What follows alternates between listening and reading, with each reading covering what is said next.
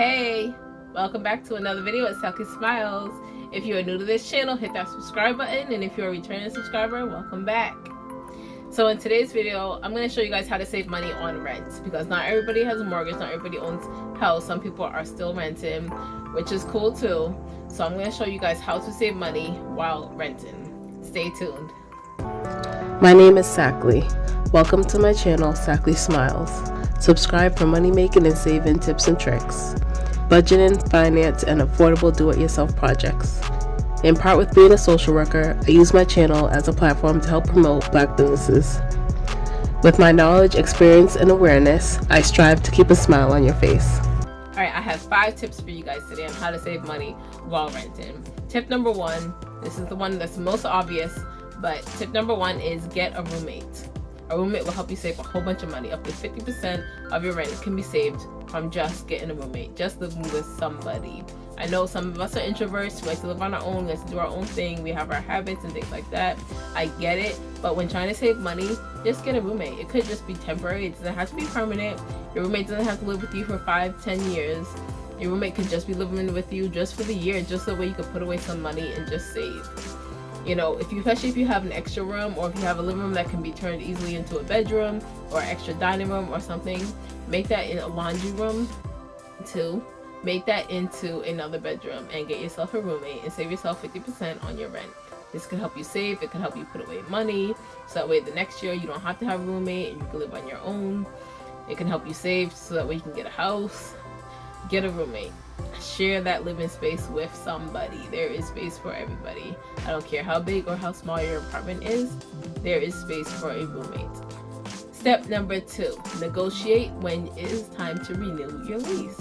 So even if deep down inside you know that you are staying in this apartment, you don't want to go anywhere, you love this apartment, your landlord loves you, blah blah blah, you love where you're staying, you don't want to relocate, in front of your landlord, act like you don't. Act like you are ready to go. When it comes to renewing your lease, tell your landlord that you want to negotiate. You know, this is the reason why. Landlords love good renters. They love having good tenants in their apartments. When you pay your rent on time, you have, you know, a good reputation with your landlord. Landlord loves you, you're quiet, you don't throw too many loud parties, the neighbors don't complain about you, you're clean, you're neat, you're tidy, you take good care of the apartment, you pay your rent on time, all the time, every month. Landlords love that. So when it comes to the end of the year, when it's time to renew your lease, take advantage of all the good you have been doing.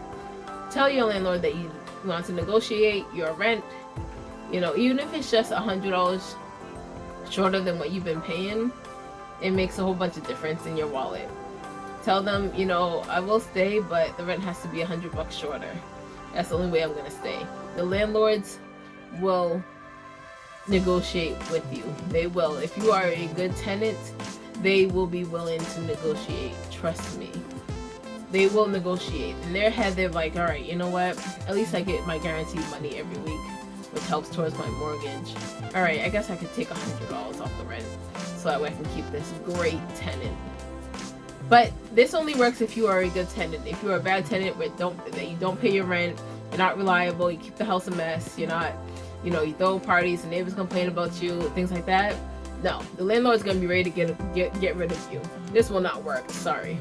But if you are a great tenant and you do what you gotta do and you pay your bills on time, this will work for you. Negotiate that lease. If it's $50 or $100 or $200, they will be willing to keep you. Just don't force it and say, I want 50% off this year of my rent. You know, most likely they're going to be like, okay, no, I'm going to go find another tenant for this apartment then, if you're not willing to pay.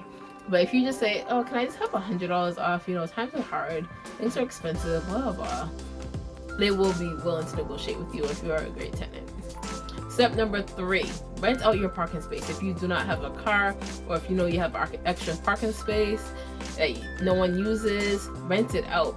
You could make a good, if you rent it out for like $25 a week, you can make a good $100 a month, and you can use that towards your rent. If you know there's someone that comes and parks and works in your city, or likes to visit someone often that lives in your city or whatever, or close to your house, or they work there, they have a shop or a business that's right there, right by your house, and they need extra parking spots, rent out your parking spot. Rent it out for a good $25, $30 a month, and it will just save you money in the long run, and you can use that money towards your rent. Also, if you live in a city that requires permit parking on the street, you qualify for a permit. Usually it's about $10 for the permit, and they give you 2 free visitor passes. Those visitor passes each can be rented out for $25 each. So that's like $50 a month already that you're making just from renting out both of your visitor passes. And you still have your permit pass for your car in case you need to park on the street as well.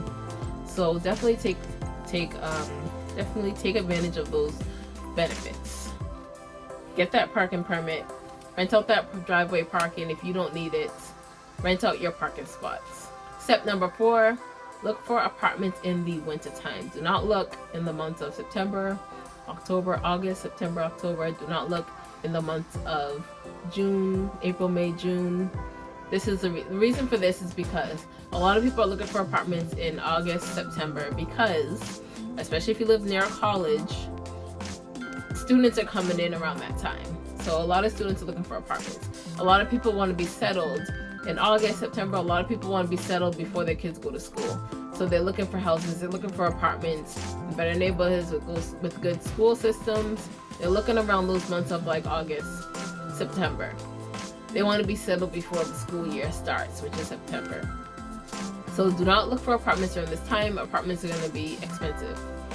Also, and you will have a lot of competition. Also, do not look for apartments around April, May. That's when a lot of people are looking for houses. April, May is when school is out. April, May is when people start to relocate, come back home from college, and they're going to be looking for apartments and things like that to where to live during the summertime. The housing market is pretty crazy around that time, so apartments are going to be more money during that time of April and May. Now, in the dead of winter, after the holidays, January, February months, perfect times. March, it starts to get a little warm depending on where you are, but January, February, the dead of winter, where the weather is just terrible, nobody wants to be outside, nobody wants to be looking for apartments, no one wants to be moving or dealing with moving during that time, no one's thinking about, where they are, they just want to stay inside and stay warm. The dead of winter is a perfect time for you to look for housing, whether it be apartments or houses. My 5th tip for you guys is to look for private rentals. Do not go for corporations when it comes to apartments. Do not go for corporation buildings that have 100, 200 plus apartments in it. Those tend to be more expensive. If the roof needs to be done, your rent is based upon things that need to be done, maintenance and things like that, electricity, all that. So just think about common areas in those 200 plus apartment buildings. Electricity is going to be so expensive. The heat's going to be so expensive. If you have a swimming pool, a gym and stuff like that inside your apartment, all that's going to be played into your rent. Also, say they need to get the roof done, that's a roof covering 200 units. So just believe that roof is going to be expensive. Landscaping, things like that, everything around that, taxes, land taxes, all that is going to be incorporated into your rent. This will make your rent expensive than compared to going to private rentals where you are renting out a bedroom in a nice family house, or you are renting out, a smaller house where someone is just renting out a room or a basement apartment or things like that. Those will be a lot cheaper with rent compared to those corporation apartment buildings. So stay away from those corporate apartment buildings when it comes to rent. You are going to be paying all this money for just this little bit apartment, just because you're sharing this huge building with 500 plus people. So try to find families, go on Craigslist, smaller listings. Small listings is what's going to save you a lot of money in rent. Try to find families that are just renting out their backroom apartment that has its own bathroom, or their living apartment, or their in-law apartment, or their basement apartment that has bathroom, kitchen, little studio set up. Those are the apartments that you're going to want to look for when looking for apartments that are affordable in your area.